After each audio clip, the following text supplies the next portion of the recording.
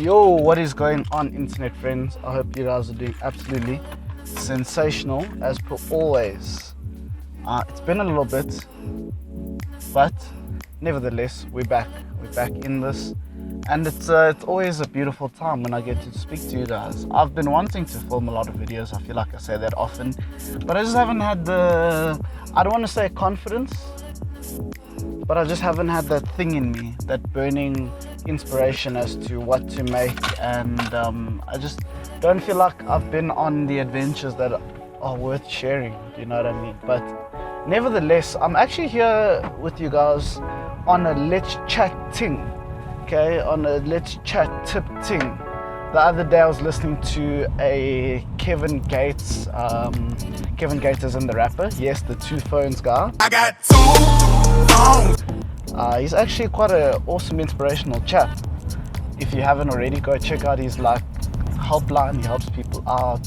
Cause you wouldn't expect us to give that kind of advice.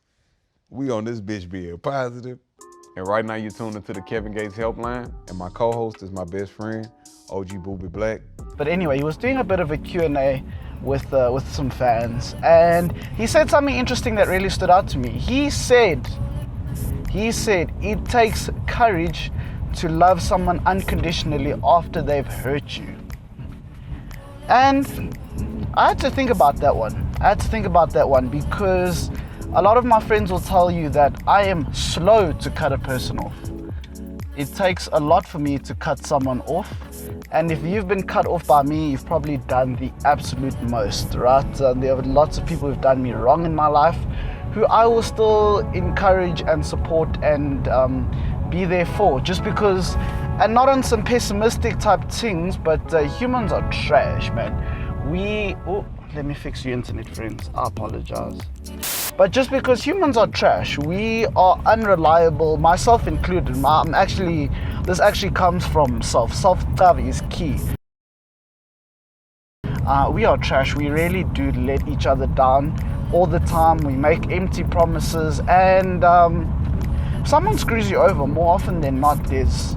That's just a human element of them. Obviously, some people are just bad people, and that's what they do, and their karma will come. But for me, in my life, I found that when I try to take that karma into my own hands, things normally go wrong, very wrong.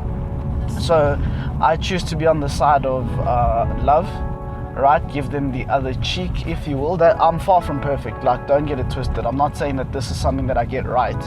I'm very, very, very a bit aggressive. I try not to take things personally, but obviously I'm human, so I do, and all those type of things. But I put it up to you guys. I put it up on my socials of media. If you don't follow me on Instagram, make sure you follow me on Instagram. I asked the world, I said, yo, world, screenshot tweet, it takes courage to love someone RS4 avant. It takes courage to love someone unconditionally after they've hurt you. Stupidity or courage? Question to you all. And I received a plethora of your excuses, listen to me, of responses, very, very interesting responses, and all of them were from a genuine place, I truly believe. As far as my Let's Chats go on Instagram, this was one of the more genuine ones, because I think everyone can relate to being hurt on some level or another, all right? We've all hurt someone, and we have all been on the hurting side. So yeah, it's a difficult one. One of the most interesting responses I received really stood out to me, and it goes like this: a little bit of both. Courage to work for something, stupidity to believe they're the only person who will ever make you feel that way. Love and safety will come again. Just remember, your well-being is the most important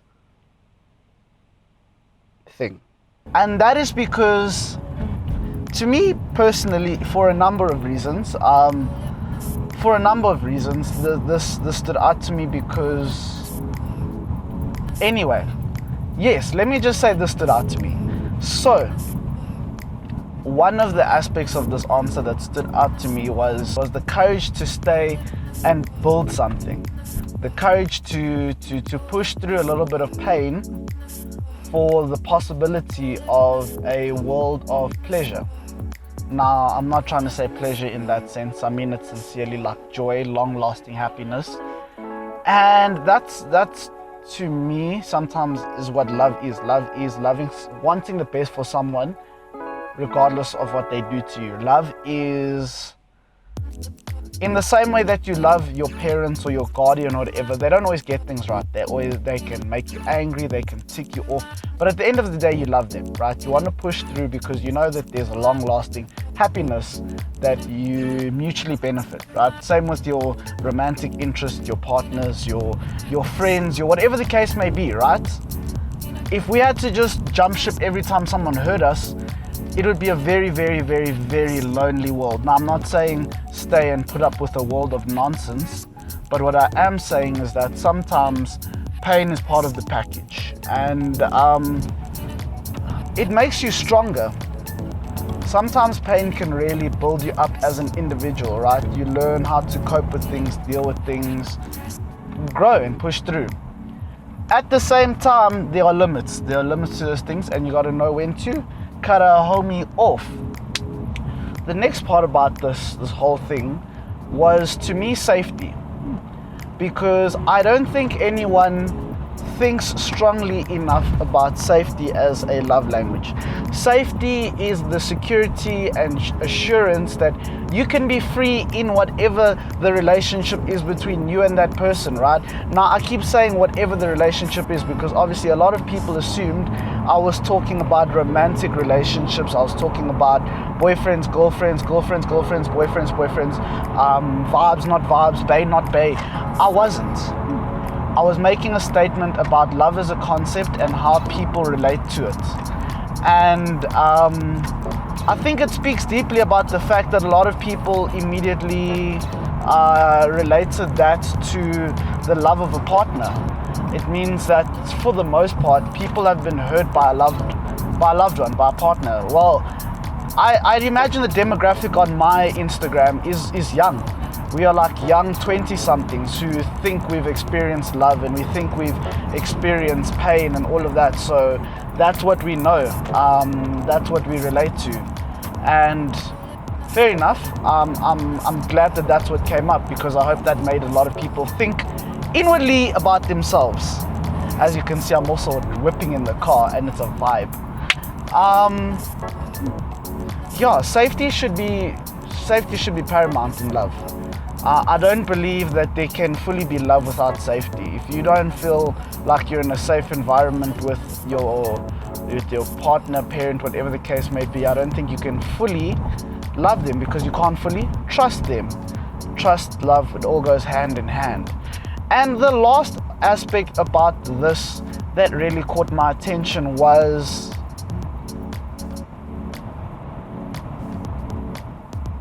the fact that